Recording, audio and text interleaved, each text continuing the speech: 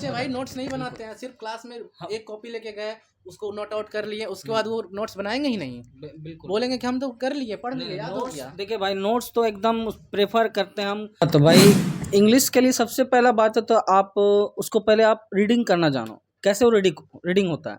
अगर आप वो जान रहे हो तो फिर उसके बाद आप रीडिंग में आपका सबसे ज़्यादा जो हमारा कंपटीशन लेवल में होता है वो क्लास टेस्ट होता है।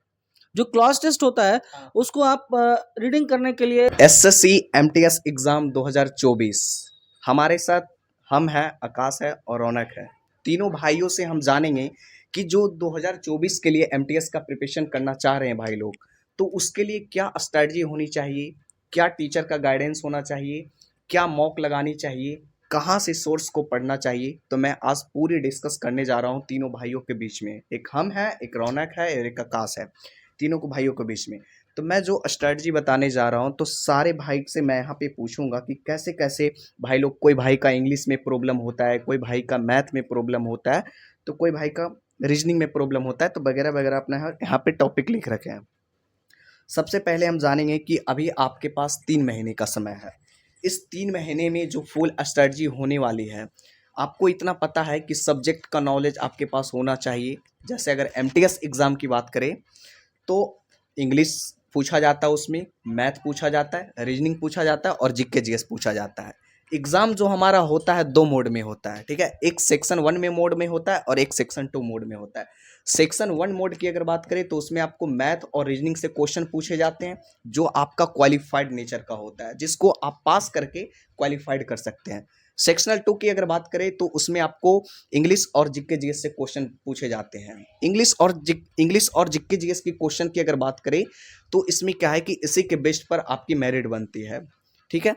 तो अब हम पूरे डिस्कस करेंगे कि मैथ हमें कहाँ से पढ़ना चाहिए। सबसे मेरा मेन पॉइंट यहाँ पे ये है कि मैथ हमें कहाँ से पढ़ना चाहिए। तो रौनक भाई, मैथ आप बताओ कि जो भाई बिगिनर है, जिसको मैथ में प्रॉब्लम होता है, उसको मैथ कहाँ से पढ़ना चाहिए। और अगर जिसको मैथ बनाता है, उसका मैथ में समझो कि उसका बेसिक पूरा समझो कि एक बेसिक पूरा डल है, ठीक है, उसको बेसिक से कैसे मैथ सीख सकता है वो लड़का। तो मैथ के लिए आप बेसिक जो नहीं कर पा रहे हैं उनको सबसे पहले आप बेसिक कॉन्सेप्ट जितना भी है वो क्लियर करेंगे। उसके बाद आप कोई भी बुक्स को ले सकते हैं, या फिर आप अभी देखिए ज़्यादातर ऑनलाइन का ज़माना है, तो ऑनलाइन में भी आप बहुत सारे बुक्स को आप बाई कर सकते हो। जैसे हमारा बहुत सारे टीचर हैं जो ऑनलाइन पढ़ाते हैं, जैसे राकेश यादव सर हो गए, साहिल खंडेलवाल सर हो गए, गगन राव सर हो गए, या फिर कोई भी हमारा पवन राव सर हो गए। उन सभी का आप बुक्स को आप ले सकते हो और बना सकते हो। उससे क्या होगा कि आपका बेसिक कॉन्सेप्ट जो भी होगा वो क्लियर हो जाएगा।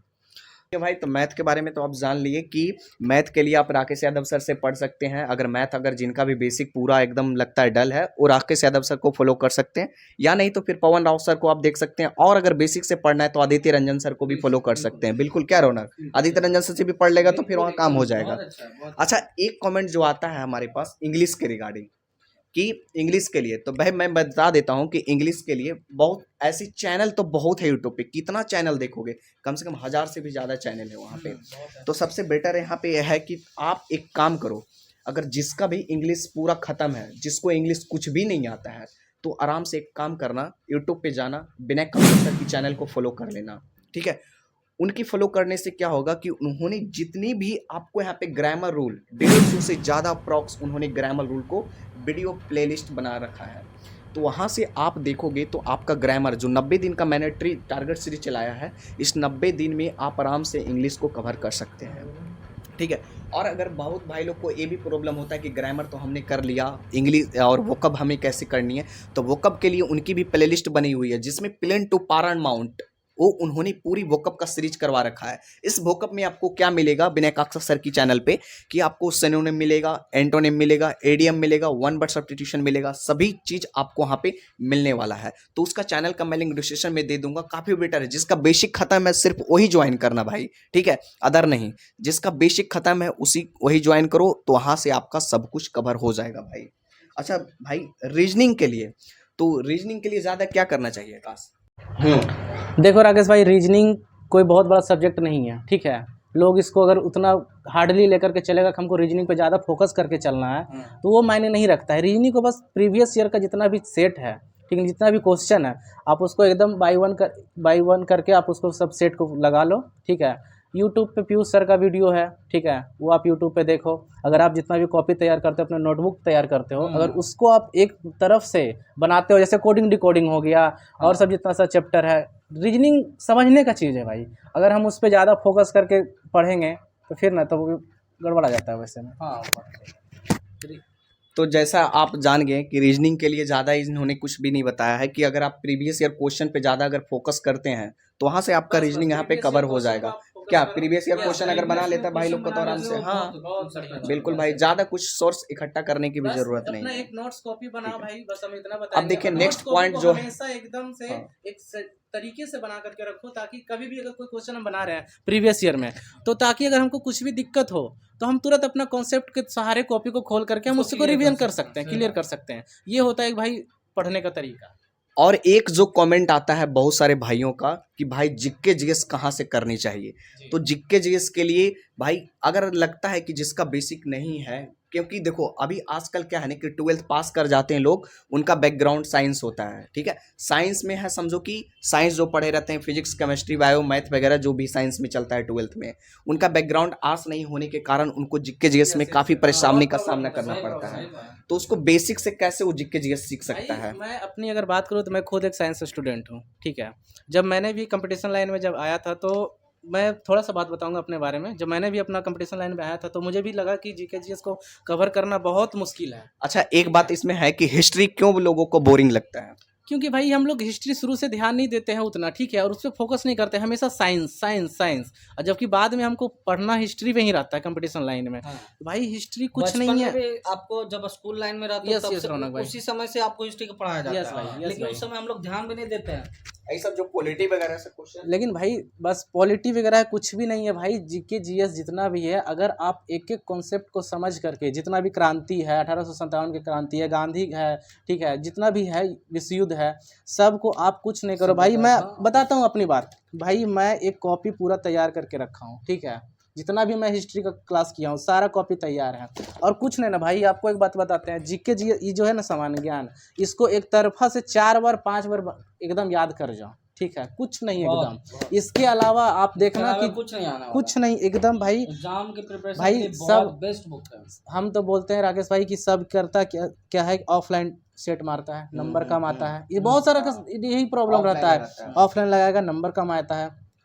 हम सबसे बेस्ट मानते हैं कि अभी के डेट में एग्जाम जो हो रहा है जितना, सब ऑनलाइन एग्जाम हो रहा है, सारा एग्जाम ऑनलाइन हो रहा है। तो हम भाई सबको यही बोलेंगे कि ऑनलाइन एग्जाम जब हो रहा है तो हम क्यों ना ऑनलाइन ही सेट लगाएं। उससे मेरा क्या होता है, टाइमिंग मेंटेनेंस होता है पहला नंबर तो। अच्छा भाई, एक बात मैं यहाँ पे डिस्कस करना चाहूँगा कि अगर लोग अगर ऑनलाइन मॉक देना चाहते हैं तो मतलब सबसे बेस्ट प्लेटफॉर्म आपने कहाँ से मॉक लगाते हैं? और रौनक भाई आप भी बताएं कि कहाँ से सबसे बेस्ट प्लेटफॉर्म ऑनलाइन मॉक आप लगाए हैं, और आकाश भाई से भी पूछेंगे कि कहाँ से सबसे बेस्ट प्लेटफॉर्म कौन सा ऑनलाइन, क्योंकि भाई एग्ज़ाम जो होता है हमारा ऑनलाइन मोड में होता है।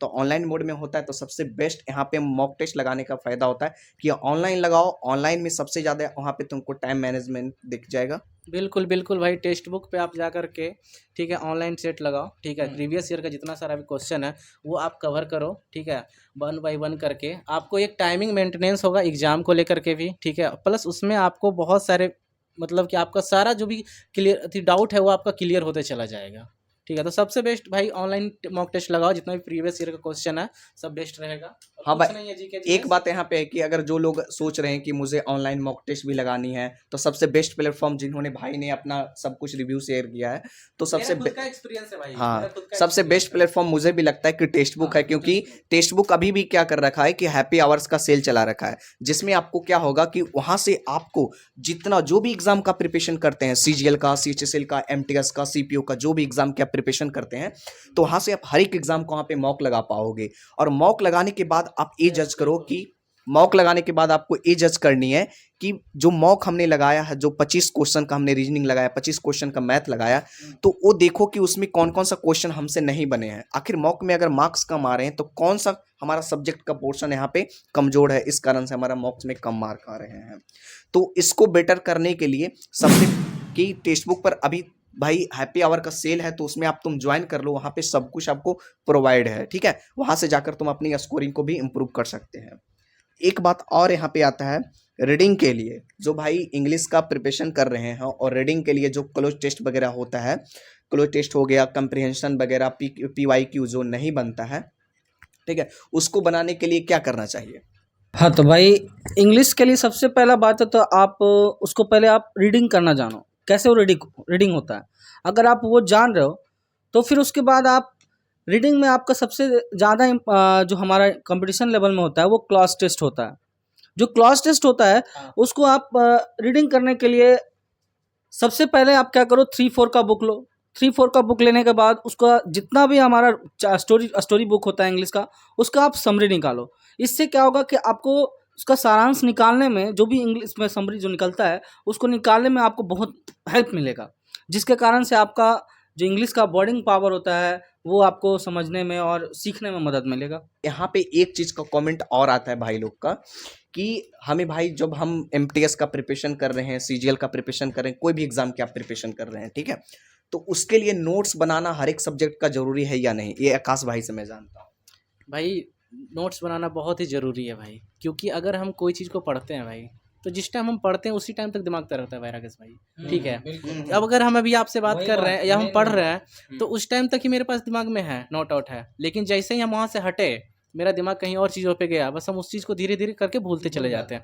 और नोट्स बनाने का सबसे बेहतरीन फ़ायदा ये होता है कि अगर हम कभी भी किसी चीज़ को हम पढ़ते हैं, अगर हम उसको भूलते हैं तो हम एक बार उलट करके देख लेते हैं अपने कॉपी नोट्स को, ठीक है। मैंने भाई सब सब्जेक्ट का नोट्स बनाया है भाई, पॉलिटी हो गया, हिस्ट्री हो गया, ज्योग्राफी हो गया, ठीक है। मेरा कॉपी सारा भाई सब मैंने खुद से तैयार किया, अपना पूरा जितना भी है कॉपी है, ठीक है। अभी मेरा कुछ भी प्रॉब्लम होता है भाई तो मैं यूट्यूब का सहारा नहीं लेता हूँ, ना कि किसी टीचर का सहारा लेता हूँ भाई। मैं जितना भी अपने नोट कॉपी में बनाया हूँ बस उसका एक बार रिवीजन करता हूँ, ठीक है। रिवीजन करने के बाद मुझे पूरा एकदम से क्लियर हो जाता है हर टॉपिक और हर कॉन्सेप्ट। तो भाई नोट्स बनाना बहुत ज़रूरी है। मैं तो सबको बोलूँगा भाई कि नोट्स बिल्कुल बहुत जरूरी भाई होता है। बहुत सारे बच्चे भाई नोट्स नहीं बनाते हैं, सिर्फ क्लास में एक कॉपी लेके गए, उसको नोट आउट कर लिए, उसके बाद वो नोट्स बनाएंगे ही नहीं, बिल्कुल बोलेंगे कि हम तो कर लिए, पढ़ लिए, याद हो नोट्स गया। देखिए भाई, नोट्स तो एकदम प्रेफर करते हैं हम कि आप उसको कम से कम जरूर बनाइए। नोट्स से क्या होता है, जब आप कभी भूल जाते हो, कोई भी आप कोई क्वेश्चन को भूलते हो, उसको आप अगर एक बार देख लेते हो ना तो दिमाग में वो रिपीटेशन फिर से आ जाता है कि नहीं ये क्वेश्चन ऐसे बनता है, ये क्वेश्चन ये क्वेश्चन का कॉन्सेप्ट ये होता है। तो उसको आप नोट्स के द्वारा आप उसको कवर कर सकते हो। एक चीज़ मैं लास्ट में बोलना चाहूँगा कि एक कॉन्सेप्ट है यहाँ पे, R² = R। इसका कहने का मतलब ये हुआ कि रिवीजन गुने रिवीजन बराबर रिजल्ट। मतलब जितना ज़्यादा से ज़्यादा आप रिवीजन करते हो कोई भी चीज़ों को, मैथ हो या रीजनिंग हो या इंग्लिश हो या GK GS हो, तो वही आपका रिजल्ट दिलाता है। बस, धन्यवाद।